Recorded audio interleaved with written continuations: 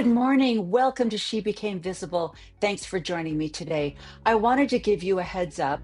We're going to be talking about some abuse today. So if this is a sensitive subject for you, I'm just giving you a warning ahead of time. But I think you can handle it because I think it's critical information that you need to have to protect yourself and to protect your family. So let me give you a little clip as to the subject of our She Became Visible episode today. Hey, welcome, She Became Visible people. I wanted to wish you a happy St. Patrick's Day tomorrow. Kiss me, I'm Irish. How many of you are Irish? How many of you have done your 23andMe and found out that you're 100% European?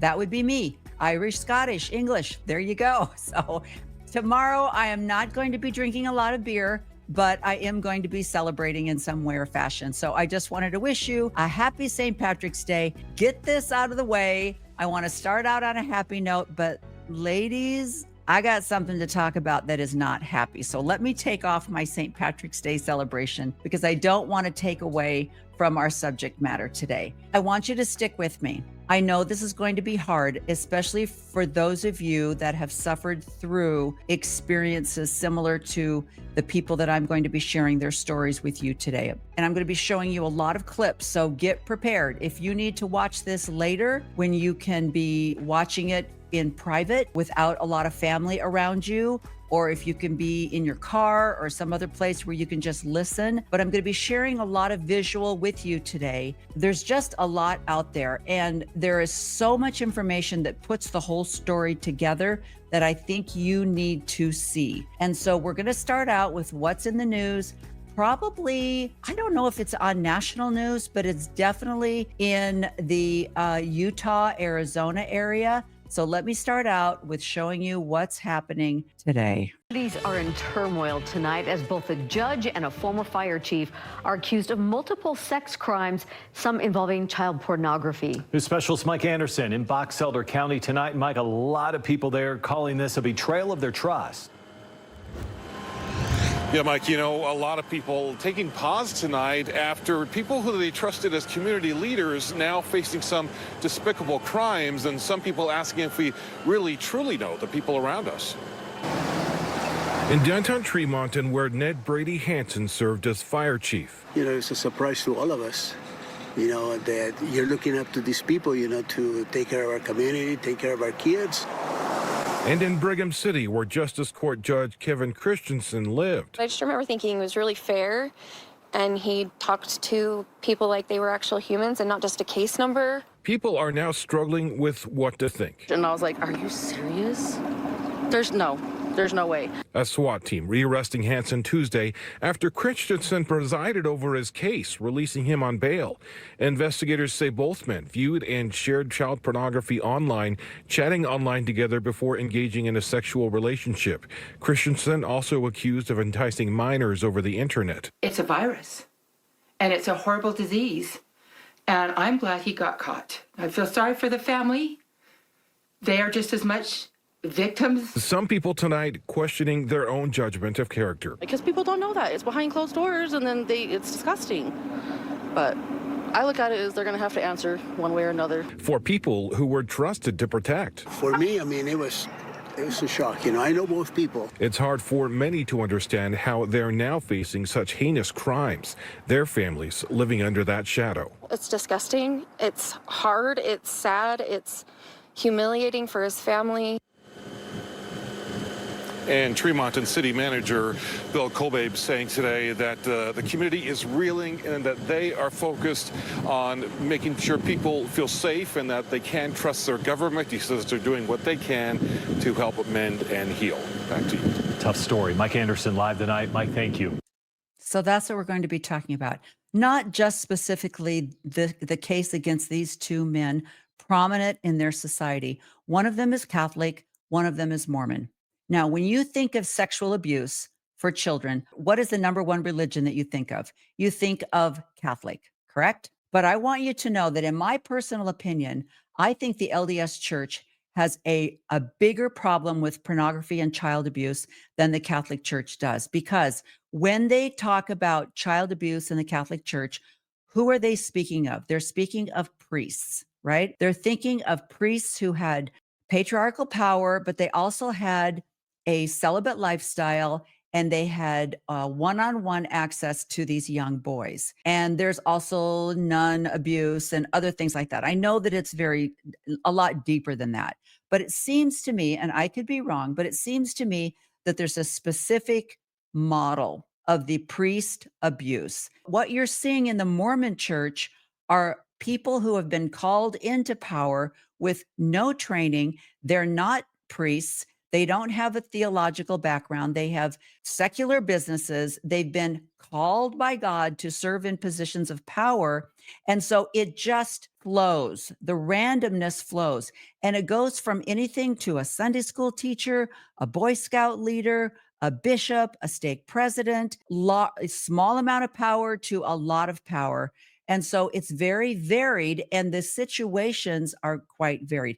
In homes, as I mentioned, Boy Scout leaders on camping trips, privately behind closed doors in the church. It's more prevalent, I feel, and the opportunities are more for people who have that mindset to hurt children in the LDS Church. And it's a problem. And the church is not taking a direct mindset or action to stop this problem. And I want to point that out to you. But first, I want to start out with a gentleman that I found that I think this is one of the most profound insight to abuse that I've ever heard. And what I like about it is he doesn't just go to the typical psychological, like anybody that is a sexual abuser probably has a psychological problem, or they have some kind of label that's been given to them by the field, narcissism or sociopath or psychopaths or some kind of a disorder. Because why on earth would they do something so criminal and heinous if they're not mentally off, right? And Mr. Bancroft, Lundy Bancroft, has a new insight to this. And I think it ties in to the Mormon Church's teachings better than anything I've heard. So we're going to go through an interview that he did, which I absolutely love. And I'll share that connection to this interview that he did. All right, let me show you and introduce you to Lundy Bancroft. First of all, thank you for letting us do this in your home. I'm really glad to get to have these conversations. I always enjoy these kind of conversations a lot. So I'll give you a little background on why I found you. Okay. Which was the main thing I started to become curious about is like what constitutes abuse, and when someone is in a confusing situation, how do you begin to sort through the confusion of what the hell is going on? Okay, let me stop right there and just tell you that Mr. Bancroft has over 25 years of experience in the fields of abuse, trauma, and recovery. He has published 5 books, including the bestseller, Why Does He Do That? Daily Wisdom for Why Does He Do That? When Dad Hurts Mom, The Batterer as Parent, and Should I Stay or Should I Go? And so this is a little bit of his background. As I mentioned, he talks a little bit about his training. And so I'll return to the interview. You offered a side of the equation that I think a lot of people don't understand, which is insight into the abuser perspective. And the book that you wrote, which was the first book I read, which is Why Does He Do That? Which is literally the question that is in many people's heads. Why? Spoke directly to the struggle I was having to understand what was going on. So anyway, I would love you to introduce yourself and just say a little bit about your background. Okay.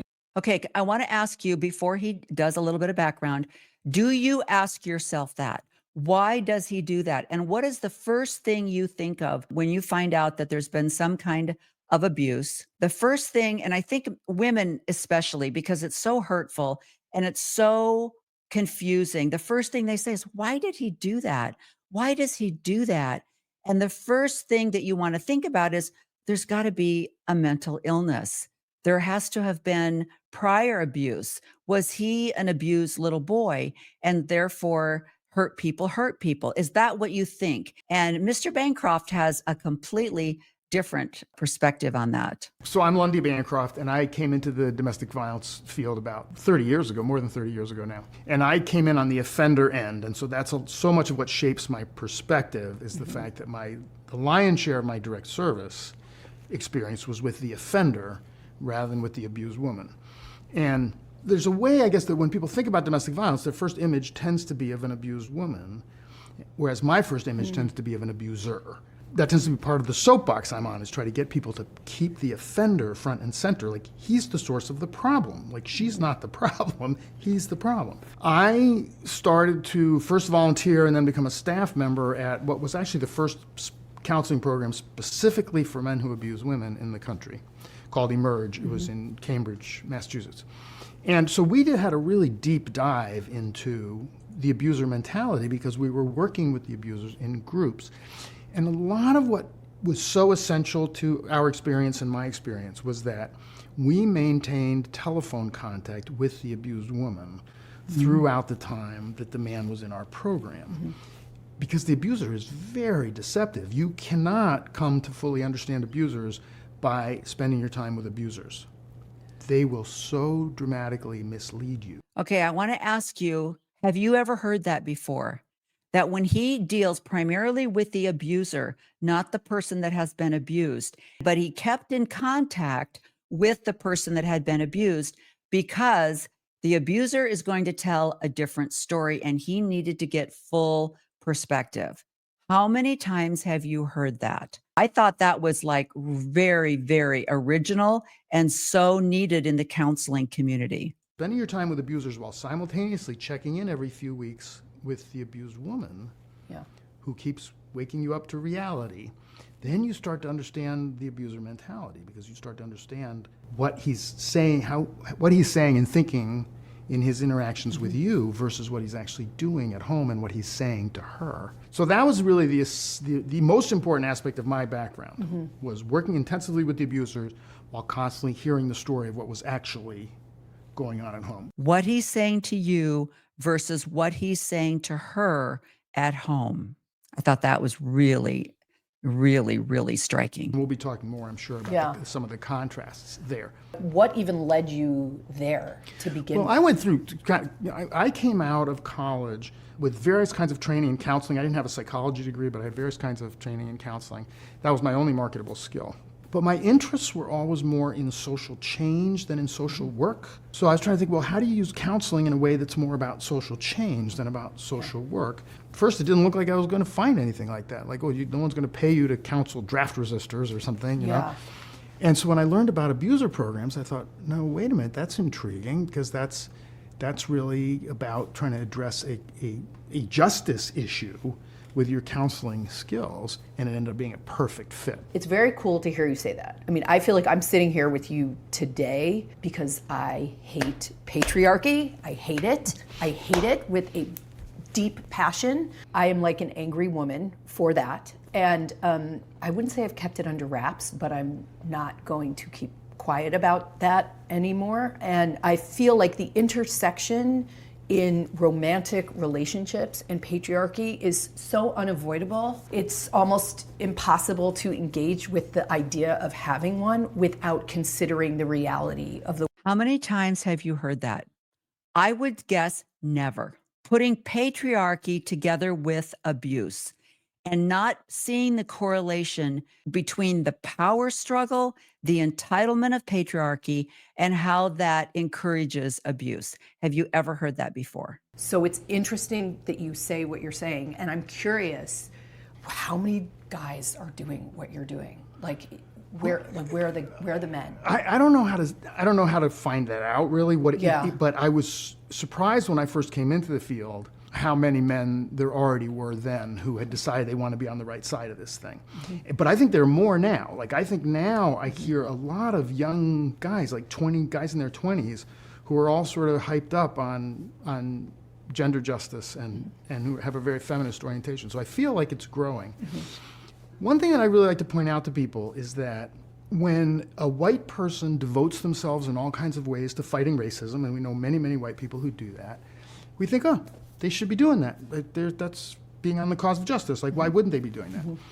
When a man is someone who really devotes his life to fighting for women's rights, people immediately start to look at you like, well, what's up? And with me, they're always like saying, oh, so was your father an abuser? Or like, you know, what's this really about?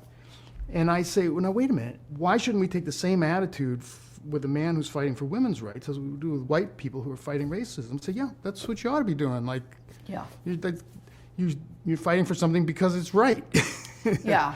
I want us to try our best to get the surprise out of that. There is an organization out there that many of you who are members of the Mormon Church might be familiar with, especially out in Utah, but it's called Faith Matters.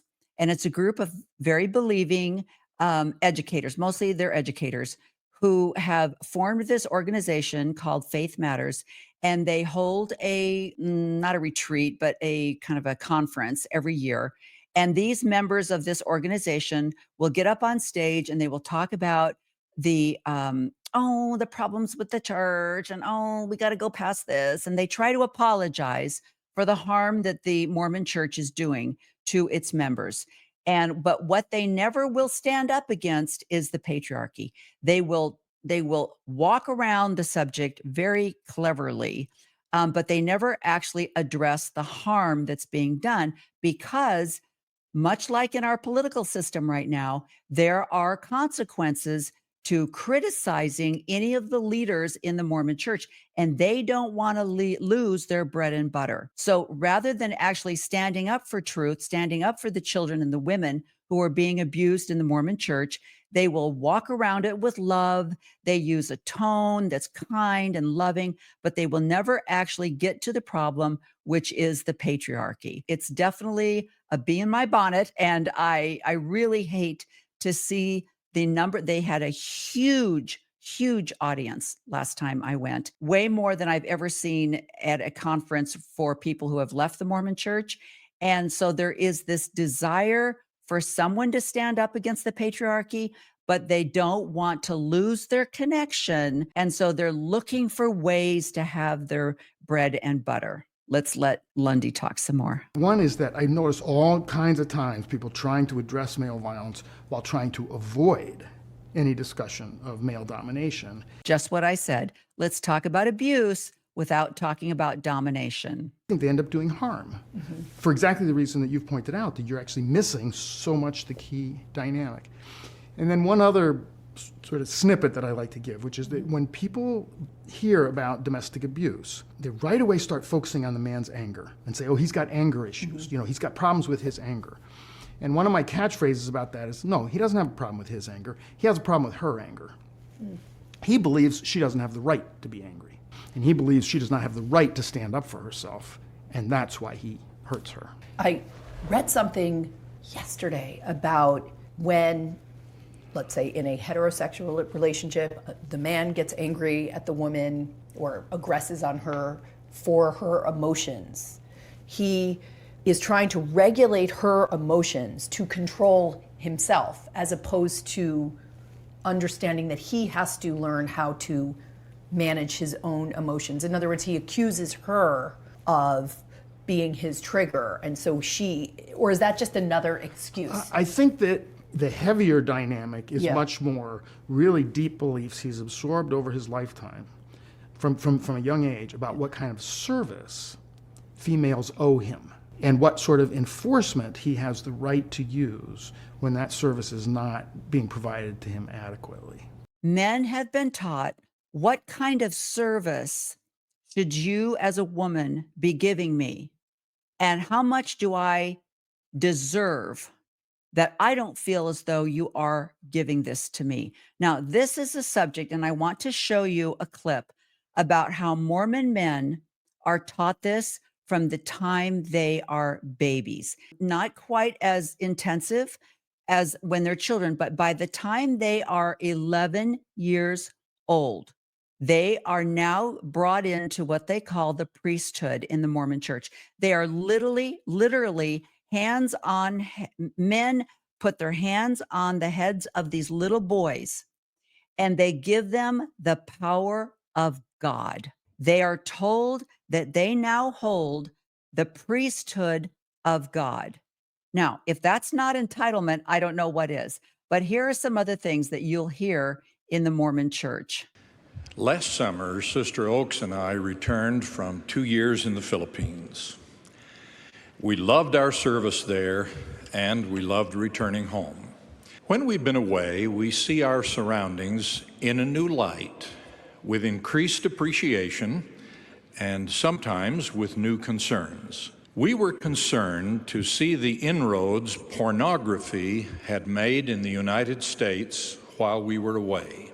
For many years, our church leaders have warned against the danger of images and words intended to arouse sexual desires. Now, the corrupting influence of pornography, produced and disseminated for commercial gain, is sweeping over our society like an avalanche of evil. At our last conference, President Hinckley devoted an entire talk to this subject, warning in the plainest terms that, quote, "this is a very serious problem even among us," end of quote. Most of the bishops we meet in stake conferences now report major concerns with this problem. My fellow holders of the Melchizedek priesthood, and also our young men, I wish to speak to you today about pornography. I know that many of you are exposed to this and that many of you are being stained by it. In concentrating my talk on this subject, I feel like the prophet Jacob, who told the men of his day that it grieved him to speak so boldly in front of their sensitive wives and children. But notwithstanding the difficulty of the task, he said he had to speak to the men about this subject because God had commanded him. I do so for the same reason. In the second chapter of the book that bears his name, Jacob condemns men for their whoredoms. He told them they had broken the hearts of their tender wives and lost the confidence of their children because of their bad examples before them. What were these grossly wicked whoredoms? No doubt some men were already guilty of evil acts. But the main focus of Jacob's great sermon was not with evil acts completed, but with evil acts contemplated. Jacob began his sermon by telling the men that as yet they had been obedient unto the word of the Lord. However, he then told them he knew their thoughts, that they were beginning to labor in sin, which sin appeareth very abominable unto God. I must testify unto you concerning the wickedness of your hearts, he added. Jacob was speaking as Jesus spoke when he said, "Whosoever looketh on a woman to lust after her hath committed adultery with her already in his heart." More than 30 years ago, I urged BYU students to avoid the promotional literature of illicit sexual relations in what they read and view. I gave this analogy, quote, "Pornographic or erotic stories and pictures are worse than filthy or polluted food. The body has defenses to rid itself of unwholesome food. With a few fatal exceptions, bad food will only make you sick, but do no permanent harm. In contrast, a person who feasts upon filthy stories or pornographic or erotic pictures and literature records them in this marvelous retrieval system we call a brain. The brain won't vomit back filth. Once recorded, it will always remain subject to recall, flashing its perverted images across your mind and drawing you away from the wholesome things in life." End of quote. Here, brethren, I must tell you that our bishops and our professional counselors are seeing an increasing number of men involved with pornography, and many are active members. Some involved in pornography apparently minimize its seriousness and continue to exercise the priesthood of God because they think no one will know of their involvement. But the user knows, brethren, and so does the Lord. Some have suggested that pornography should be a separate question in the Temple Recommend interview. It is already. At least 5 different questions should elicit a confession and discussion on this subject if the person being interviewed has the spiritual sensitivity and honesty we expect of those who worship in the house of the Lord. One of the Savior's most memorable teachings applies to men who are secretly viewing pornography. Woe unto you, scribes and Pharisees, hypocrites!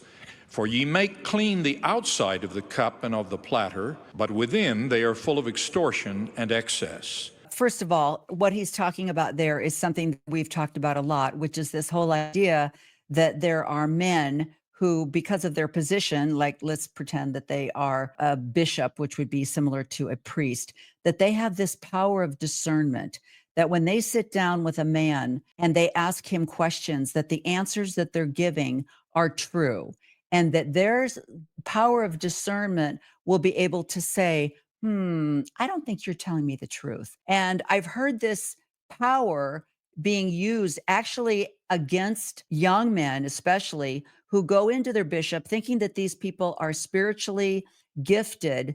And the bishop will ask them a question. They'll say, do you watch pornography or do you masturbate? And this poor little 12-year-old boy is like, no, I don't even know what that means. And they're like, you're lying to me. And they completely screw up these poor little boys. Then they have grown adult men that come in, and especially if they're in positions of like that judge that was just arrested. Obviously, he has a very, very high dominant position of authority in the community. And I don't know yet what his activities were in the Mormon church. I'm just going to guess, as a judge and somebody who obviously was very well loved, that he was very respected. And I'm going to guess that he had positions of authority in the church, but we'll find out that when he would sit down with his bishop and he would say, do you view pornography? He would say, no, of course not. I'm a judge. And there was no power of discernment. So then they quote this scripture and it's like, yeah, whatever, blah, blah, blah. So anyway, that's just one thing. And then also Dallin Oaks goes on to say to the women, if you walk around in suggestive clothing, you are walking pornography. And therefore, if anything happens to you, it's your fault. And so that just goes back to the patriarchy that Bancroft was talking about. So I think it's very, very ironic that the church makes such a big stand on pornography, but yet this is very prevalent. And then legally, they do everything that they can to not show the world what's happening in the church. I was home alone just with my dogs. This unfolding after Hansen was arrested on sexual exploitation of a minor charges back in January. At that time, law enforcement recommended Hansen be held without bail. But Judge Kevin Robert Christensen released Hansen on bail. At that time, the judge did not disclose the two were in a relationship and had also engaged in sexually charged chats regarding. Okay, so right there, as a judge, he didn't do what he was legally supposed to do, and he let this man out without bail. And then he was actually having a relationship with him, and they were sharing child porn. So there's so many problems with this, but that's the genesis for this podcast, is what these men were doing. And let's look at some things that the church says about pornography. Abuse constitutes the influence of the adversary. It is a grievous sin. It is a grievous sin. As president of the church, I affirm the teachings of the Lord Jesus Christ on this issue. Let me be perfectly clear. Any kind of abuse of women, children, or anyone is an abomination to the Lord. He grieves, and I grieve. Really? Let's talk about that. To not call the police, but to try to get the people to repent, change their behavior, or any way that they can hide it and keep it local. And so I want to show you something else that I think is fascinating that the church does. Welcome back. The LDS Church gave $125,000 total to two organizations that found child abuse and helped victims recover. News specialist Sam Penrod reports the recipients believe the church's institutional support is more important than the financial help. April is Child Abuse Prevention Month, and for the second year in a row, the LDS Church is showing public support for community efforts to help prevent child abuse and also support those who have been abused.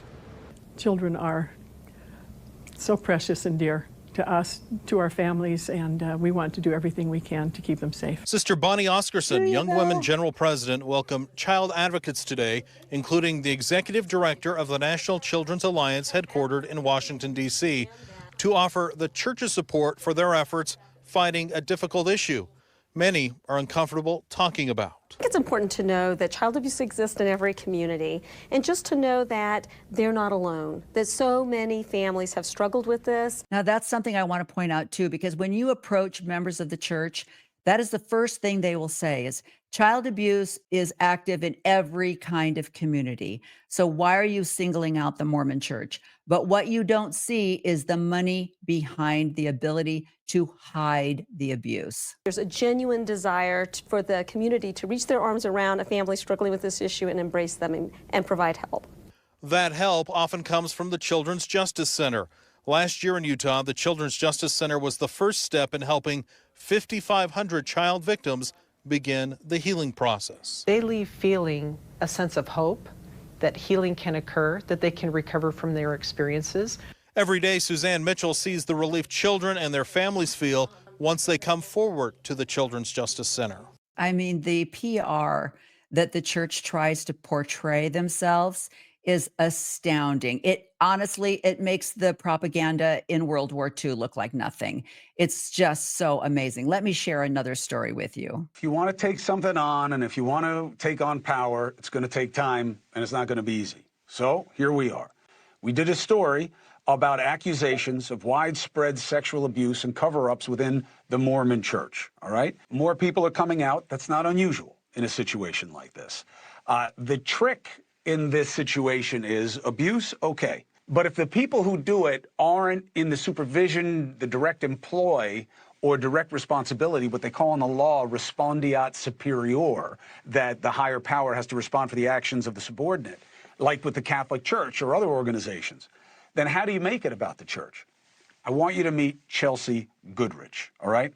Now 38 years young, says when she was a baby, 2, her own father abused her, and it continued for years. What does this have to do with the church? Well, they're Mormons, all right? Well, he's a practicing dentist and was a bishop in the Mormon church. When Chelsea spoke to a lawyer for the church, she was silenced and paid off, and it was all caught on tape. Chelsea joins us now. Thank you very much for taking this opportunity. I appreciate you doing it. Now, first, the way I set it up, did I get it right so far? Yes, you did, Chris, and thank you so much for having me on. And one of the aspects of your story that will be somewhat unfamiliar for people, but I'm very aware of this dynamic. You had blocked out a lot of this, what had happened earlier in your life, until your teens and you started to have recalled trauma, correct?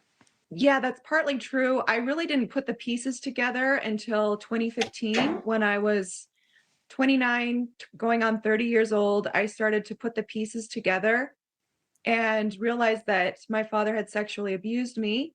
I confronted him about this. My mother confronted him about it. And initially, he was caught off guard. He confessed to a lot. And we actually started audio recording what he was saying, because we realized that he was seeking legal counsel and he was starting to kind of backtrack on what he was saying. And so, yeah, then he went to a Mormon bishop, made a confession, and that bishop, Bishop Mike Miller, he was more than willing to testify.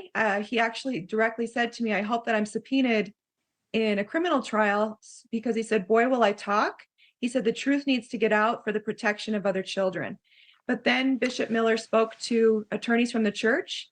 And from that point, he wasn't willing to speak anymore, to testify. He became scared and kind of changed his tune. And so after that, I eventually reached out to Paul Ridding, who was the director of risk management at the Mormon church, and had a number Chelsea, of let me bring people up. Sorry to interrupt. I just want to bring people up to speed with the story, with the proof that you have. Okay, so I want to play the sound, and then I want you to explain to us why you went to the church in the first place, because this is an unfamiliar dynamic for most people. Okay, even if they're in a church, unless somebody is like a priest or something, you don't usually involve the priest in what's happening in your life, but the Mormon Church is different. So I want to play a piece of sound for the audience about what you were just saying was said to you and that you recorded. So I have authorization up to $300,000.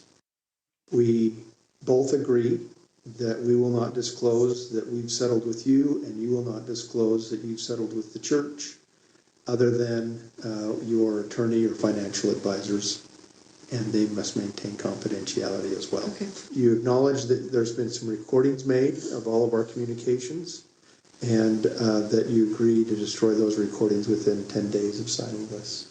That basically tells the story of Chelsea Goodrich. There again, money. The church has billions of dollars, and they would rather use their money to keep this news out of public eye so that they can protect their image and they can continue to proselyte, bring members of the community into the church so that they can then demand 10% of their income and they can continue to add to their riches. It's such an absolutely evil system. Let me share another story with you. I do think that other people knew. Do you have any regrets about not calling the police on Paul Adams? Absolutely, because things could have gone better a lot earlier. Who should be held accountable for this? Someone has to pay the price for the enormous damage done to these children. Who doesn't want to protect just every kid that's there? And maybe if changes happen, maybe there won't be another one that suffers 5 more years because of this. So, sorry.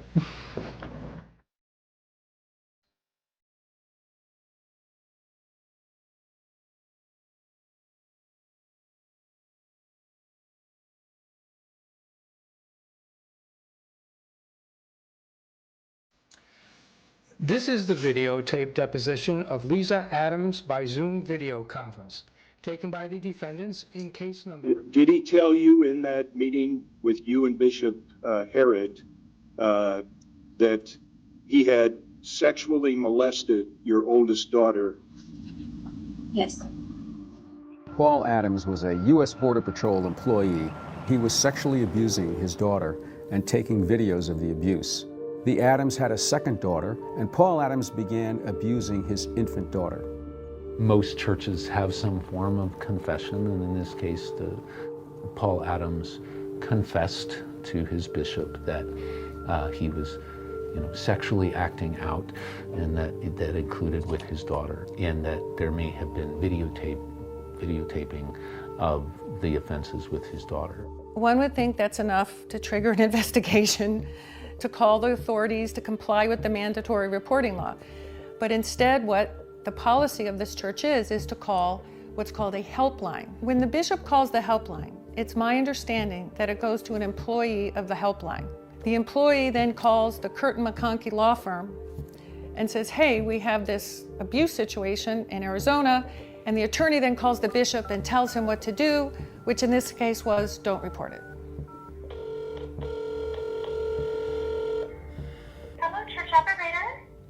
Hi, I'm trying to reach the Mormon abuse hotline. Are you a bishop? No, I'm not. I was just hoping to talk to someone on the helpline and get some information.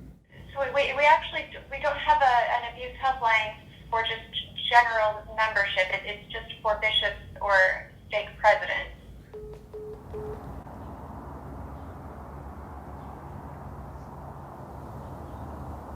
Since there's only one person that I talked to and no other witnesses or anything else, they said you absolutely can do nothing except for encourage him to turn it in.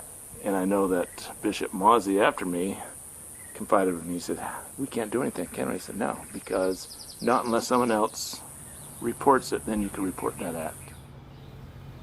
The individual is told that because of the priest penitent privilege, if you disclose, if you report, then you could be sued, or the church could be sued for violating the priest penitent privilege.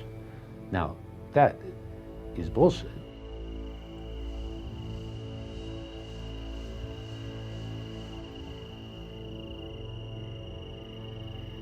3 of the Adams children are suing the Mormon Church and others associated with it for failing to report their sexual and physical abuse. They are also suing the Mormons for a church-wide conspiracy to cover up child sexual abuse. Bishop Herod made it clear that Paul Adams should turn himself in or give him authority to report it to authorities. I can't.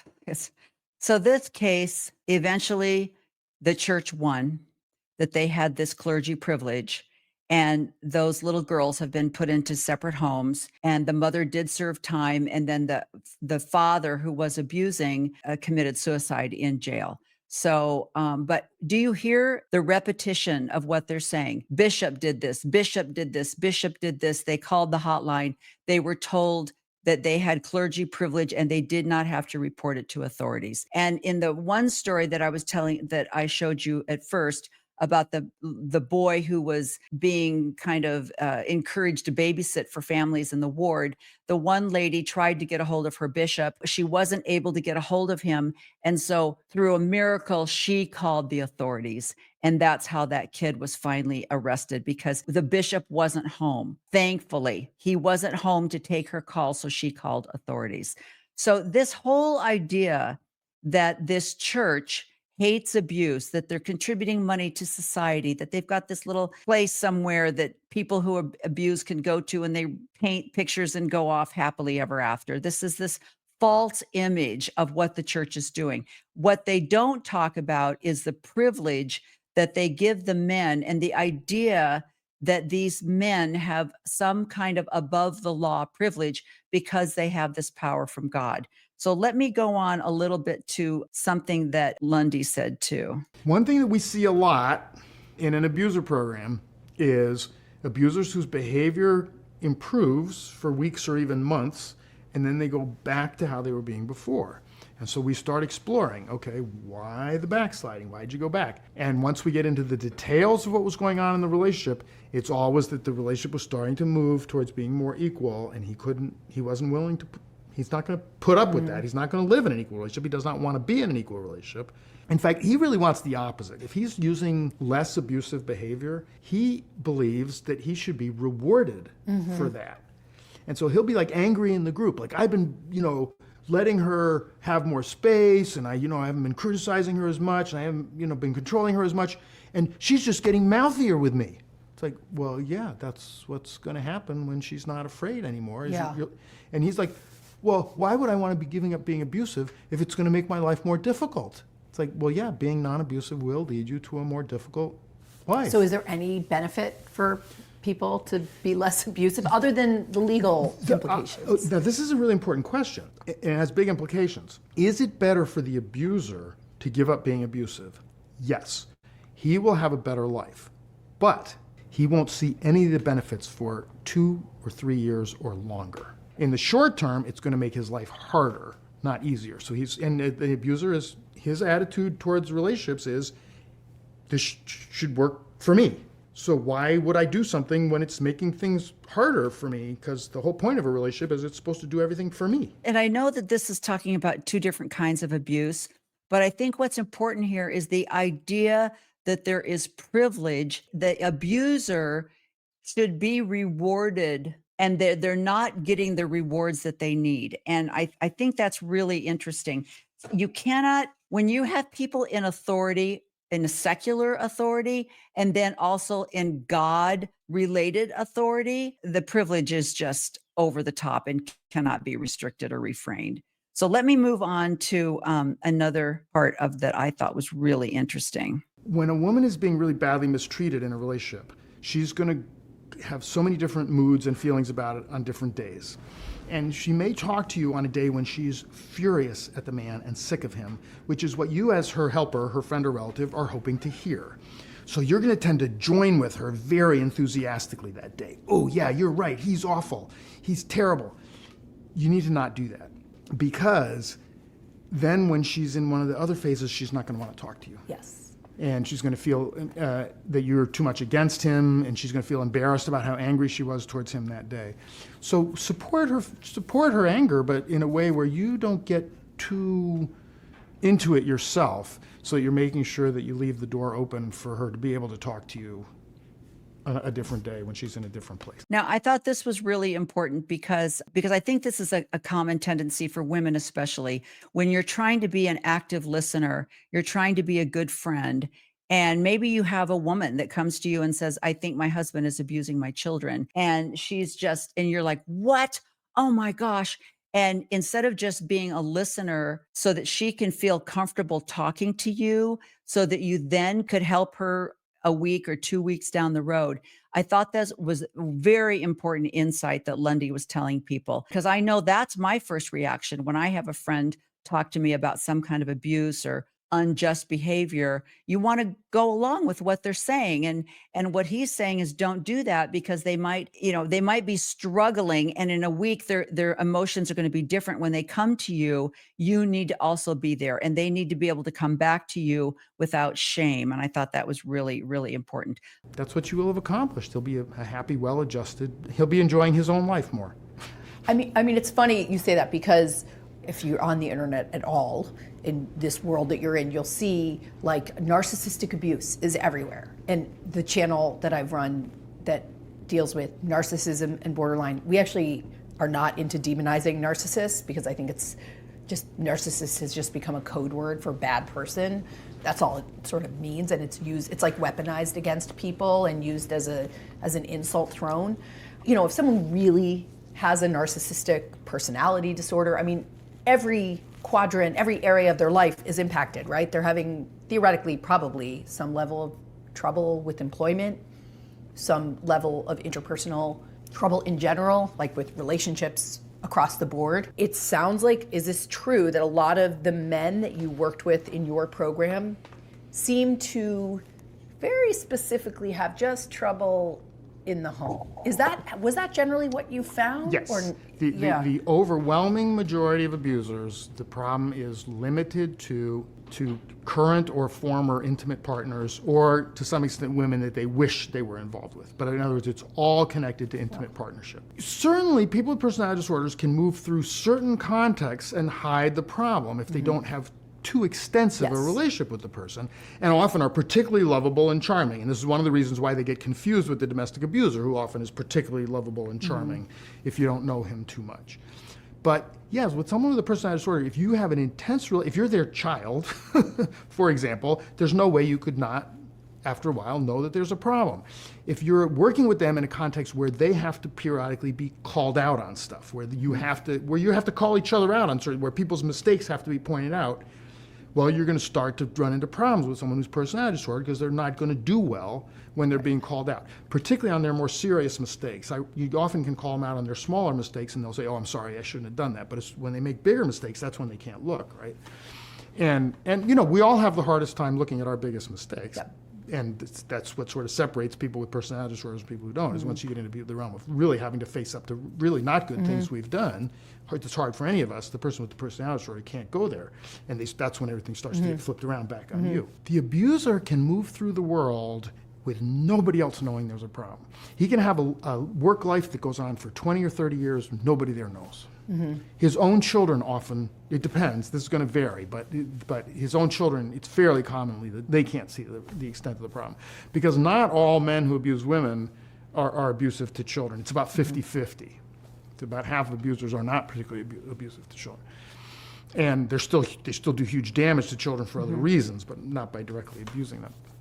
Much more through manipulation and through how much damage they're doing to those kids' relationship with their mother. What he's talking about here, and this is what I thought was so insightful, is that these people do not have a mental disability. They have a patriarchal power disability. So it does not turn up in other areas of their lives. And that is why these men, these judges, this fire chief, these bishops who are dentists, they're doctors. I didn't even show you the other one that I had lined up here about the doctor in Westland, Oregon, that was my son's doctor, who has been also arrested.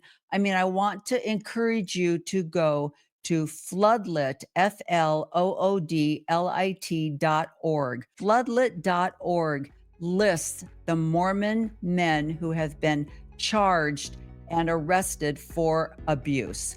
And the list is insanely long. And so what I'm saying here is just because you have someone who is successful in their business, they are successful in their community, they hold positions of power, maybe they're on a school board, maybe they're a principal at a school, maybe they're like I said, a dentist or a doctor. So these are the men that people can never believe that they are abusers because they function so well.